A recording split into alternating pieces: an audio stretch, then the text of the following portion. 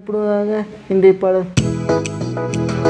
தேவாதி தேவனின் நாடங்களை ஆராய்ந்து அறிபவரே, தேவாதி தேவனின் நாடங்களை ஆராய்ந்து அறிபவரே, அப்பாவின் திருசித்தம் வெளிப்படுத்தி, அப்பாவின் திருசித்தம் வெளிப்படுத்தி எப்போதும் நடத்துமையா, எப்போதும் நடத்துமையா.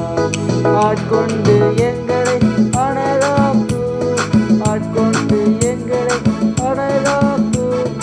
அன்பினாய் அலங்கரியும், அன்பினாய் அலங்கரியும். ஆவியான எங்கள் தெய்வமே, அடியோரை ஆட்கொண்டு நடத்துமே. இன்றைய வசனம் 1 கொரிந்தியர் 2:10. நமக்கோ தேவனவர்களை தமது ஆவியினாலே வெளிப்படுத்தினார். அந்த ஆவியானவர் தேவனுடைய ஆவிகளையும் ஆராய்ந்திருக்கிறார். கர்த்தரும் நேசிப்பவராக இயேசுவும் நேசிக்கிறார்.